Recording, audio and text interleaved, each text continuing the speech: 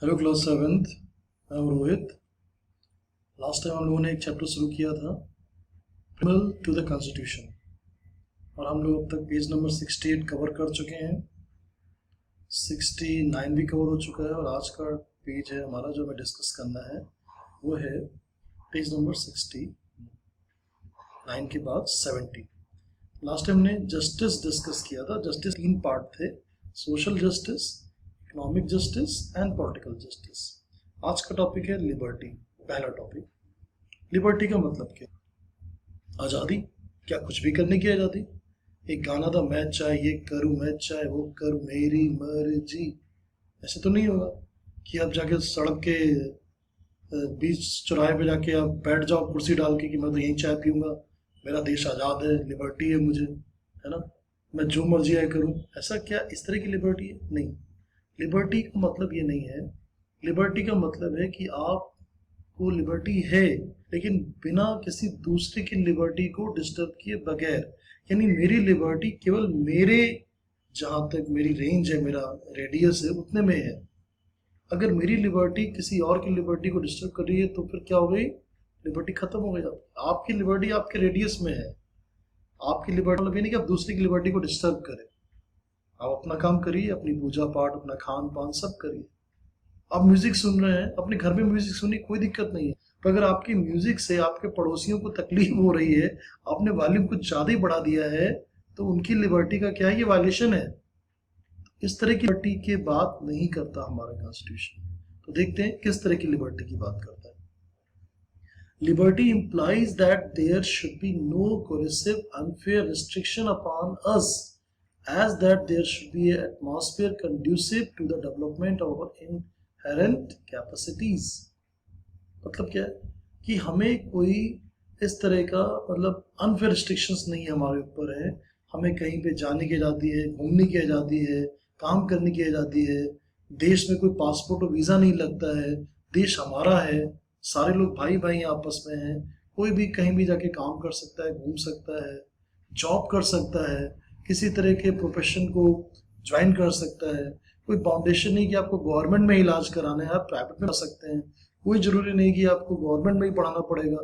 यानी गवर्नमेंट आपको, कॉन्स्टिट्यूशन आपको लिबर्टी दे रहा है कि आपके पास अपनी चॉइस है, लेकिन आप किसी और को डिस्टर्ब किए बगैर अगर अपनी चॉइसेस को यूज करते हैं then it's okay.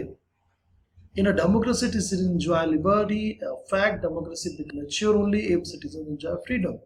Freedom of thought and expression is the most fundamental freedom for an individual. अब freedom of thought and expression कि आपको बोलने की और अपने व्यक्ति की आज़ादी है। अब सपोज करिए, मुझे कई लोग हैं आजकल मोदी के खिलाफ क्या क्या बोलते रहते हैं। क्यों? क्योंकि फ्रीडम ऑफ एक्सप्रेशन है, स्पीच है, कि बोल सकते हैं। लेकिन अगर आप यूजिंग करेंगे तो फिर वो गलत है, क्योंकि आप एक गलत लैंग्वेज का यूज कर रहे हैं। अगर आप किसी के खिलाफ कुछ बोलते हैं और आप परफॉर्म, तो आपका ये freedom of thought and expression का राइट है।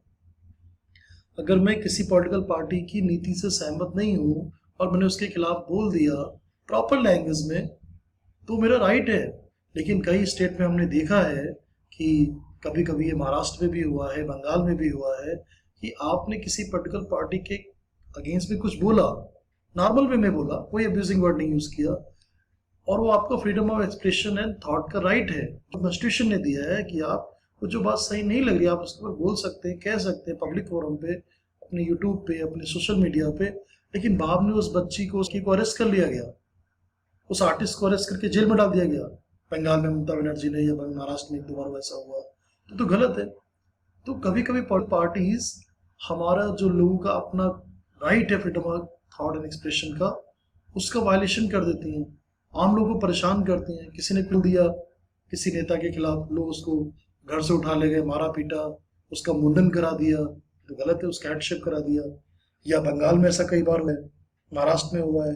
लेकिन अच्छी बात यह कि ऐसे केसेस बहुत कम है, और कई सारे स्टेट में ऐसा आज तक कोई इंसिडेंट नहीं हुआ। लोगों को freedom of speech and expression है, फ्रीडम ऑफ थॉट है।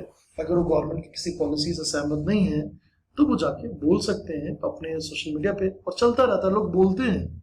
अब देखिए ना, सोशल मीडिया के आने के बाद they got a new platform where they can express their feelings. कुछ लोग मोदी के अगेंस्ट होंगे, कुछ मोदी साथ होंगे, कुछ ना साथ में है ना अगेंस्ट हैं, उनका अपना अलग है। ठीक है। तो ये पॉलिटिकल डिवीजन है कंट्री में, लोगों को राइट है अपनी सोच रखने का, अपने एक्सप्रेशन करने का।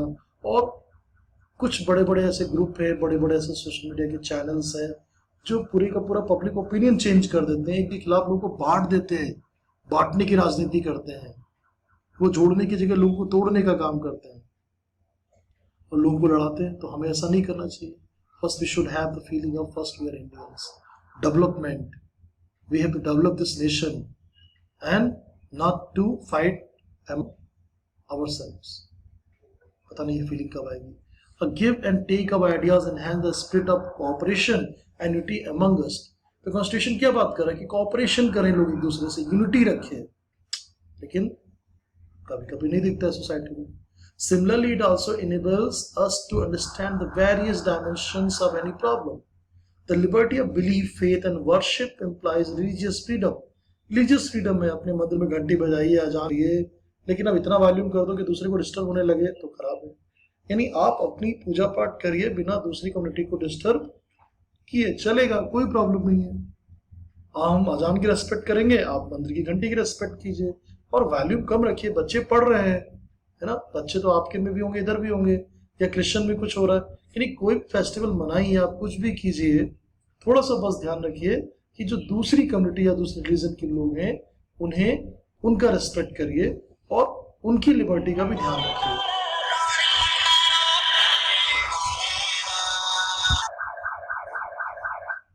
Sorry, I got a call. तो चलिए मैंने उसको डिस्कनेक्ट कर दिया और हम लोग क्या बात कर रहे थे? बात कर रहे थे लिबर्टी की। रिलीजियस फ्रीडम है सबके पास में। Every Indian citizen is free to act as per the teachings of the religions और religion of their choice. It implies the freedom of celebrating the festival, the freedom of faith and worship. तो इस तरह की liberty हमें मिली है। हमें बोलने की आज़ादी है, हमें अपनी बात को रखने की आज़ादी है प्रॉपर मैनर में, किसी को अब्यूज किए बिना। कोई गलत वर्डिंग्स को अगर यूज किए वगैरह करते तो एक्सेप्टेड है।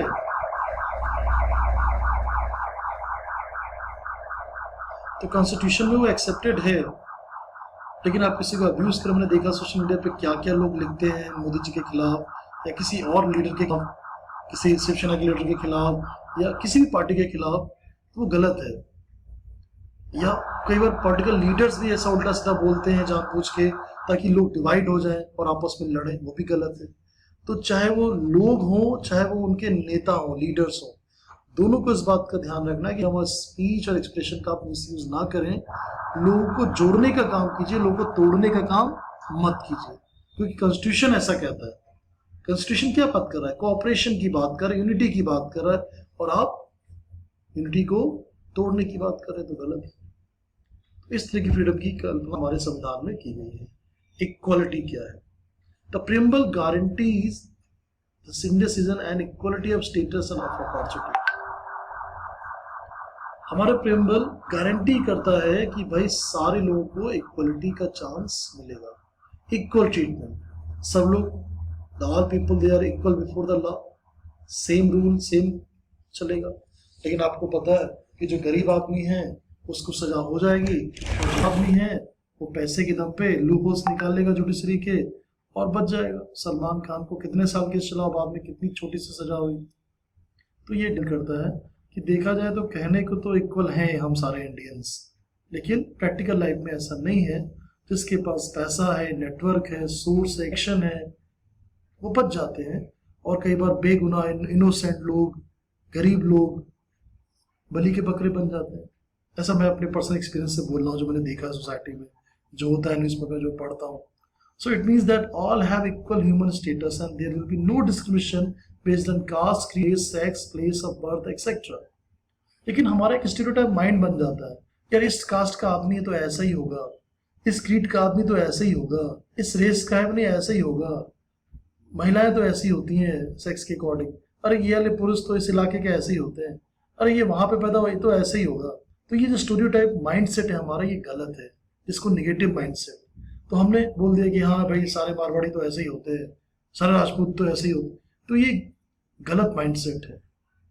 राजपूत हम मानते हैं they are the great warriors, लेकिन उनमें भी साइंटिस्ट हैं, उनमें भी इंजीनियर्स हैं, वो भी द ग्रेट डॉक्टर्स हैं, वो भी डॉक्टर बनते हैं, वो भी इंजीनियर बनते हैं, साइंटिस्ट बनते हैं, है ना। हरियाणा में क्या वो सारे लोग सेना भी चलाते हैं? ऐसा नहीं है, किसान है, सेना में है, बहुत से हरियाणवी साइंटिस्ट भी हैं। तो एक माइंडसेट बन गया कि उस इलाके में पढ़ाई लिखाई का माहौल ज्यादा नहीं है, वो लोग तो केवल बस यही काम करते हैं, they are tagged with particular professions. ऐसा नहीं है, हाँ मेजॉरिटी ऑफ पीपल होंगे, लेकिन उसमें भी अलग अलग टैलेंट के हिसाब से है। तो ये कहना कि एक नेगेटिव माइंडसेट, अरे the girls are they are not good in sports, girls are they are not in good in mathematics, लड़कियां मैथमेटिक्स नहीं पढ़ सकती, वो साइंस के सब्जेक्ट नहीं पढ़ सकती, वो तो घर का चूल्हा चौका करे और होम साइंस पढ़े, ये नेगेटिव माइंडसेट है। तो अभी सोसाइटी इक्वलिटी कब आएगी? इक्वलिटी आएगी जब लोगों की सोच बदलेगी।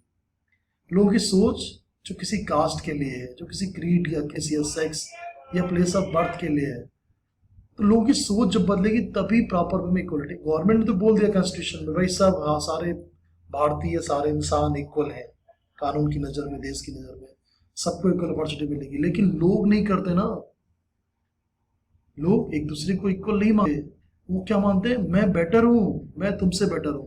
ये तो जो सुपरियरिटी कॉम्प्लेक्स का एक प्रॉब्लम है इस देश में, वो इस देश को बांट रहा है, इस देश को तोड़ रहा है। नहीं नहीं यार, तुम मुझसे नीचे, मैं तुमसे ऊपर हूँ, कास्ट में, नॉलेज में, एज में, ये तो ये जो सुपीरियर इंफीरियर है, ये प्रॉब्लम है यार, हाई लो का प्रॉब्लम है, ये लिखा हुआ है। Guarantee of equal status means not to discriminate between people in terms of high low, superior inferior. The preamble has been great importance to equality of opportunity as well. All will get the opportunities for development without any discrimination. अब ये सब क्यों है? ये छुआछूत, high cast, लो cast, धर्म का चश्मा, ये वाला चश्मा, सारे चश्मे लगा रखे हैं हमने। तो हम भारतीय कहाँ दिखेंगे? हम तो एक दूसरे को क्या दिखेंगे? गुजराती, मराठी, पंजाबी, फिर हिंदू, ब्राह्मण, सिख, है ना, हिंदू, मुस्लिम, सिख, ईसाई, सब अलग अलग दिखेंगे। साउथ इंडियन है, वो ये है, वो नॉर्थ ईस्ट का है, उसकी लैंग्वेज बिहार का है, वो हरियाणा का, राजस्थानी है, वो ऐसे होते हैं। ये जो चश्मे लगा रखे ना, यही तो प्रॉब्लम है। तो इक्वलिटी की फीलिंग की, first we are equal and brothers, we are Indians. अच्छा, ये प्रॉब्लम केवल इंडिया में नहीं है, अमेरिका में भी है, जो दुनिया का सबसे सुपर पावरफुल कंट्री, वहां भी इक्वलिटी कॉन्स्टिट्यूशन में है, पेपर पे है, लेकिन लोगों की सोच में नहीं है। वहां पे क्या है? हाई कास्ट, लो कास्ट नहीं है, रिलीजन या कास्ट का नहीं है, या वहां पे ये caste, creed, sex, place of birth, ये सब चीजों का नहीं है। वहां पे अलग तरह का है, वहां पे रेस का है, क्या व्हाइट एंड ब्लैक का है, कि जो व्हाइट है वो लोकल है और जो ब्लैक है वो अफ्रीका वाले, वो सब खराब है। तो वहां पे व्हाइट और ब्लैक का डिस्क्रिमिनेशन है, इक्वलिटी नहीं है।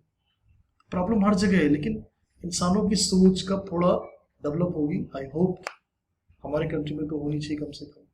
ठीक है, तो आज के लिए इतना बहुत है, मैंने काफ़ी कुछ आपको ज्ञान दे दिया। तो इक्वलिटी और लिबर्टी आज हमने डिस्कस किया। तो आपको क्या करना है, आज आपको एक्सरसाइज के क्वेश्चन है, और क्वेश्चन नंबर 2 जो है उसमें फर्स्ट, सेकेंड, थर्ड और फोर्थ आपको अटेम्प्ट करना है। सारे आंसर आपको बुक में मिल जाएंगे, क्योंकि ऑलमोस्ट हमने लगभग चैप्टर फिनिश कर लिया है।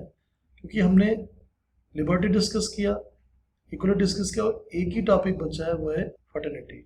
और फर्टर्निटी करने के बाद में थोड़ा कंक्लूजन और चैप्टर फिनिश। तो अगर आप ध्यान से देखेंगे तो आपको ये आंसर बहुत आराम से मिल जाएंगे। ठीक है, तो चलिए, यही आपका होमवर्क है, सेकंड के 1 2 3 4 ये आंसर लिखिए। This is your homework, so enjoy this very थोड़ा लिमिटेड होमवर्क है, ज़्यादा नहीं, 4 ही क्वेश्चन है, 2 लाइन के आंसर होंगे। तो मैंने आपको बहुत कम काम दिया, और वैसे भी संडे मंडे तो आपने सेल्फ स्टडी की, आज तो कुछ काम करना चाहिए। ठीक है, चलिए क्वेश्चंस के आंसर लिखिए, अपना दिन एंजॉय कीजिए। Have a nice day, till then bye, thank you so much.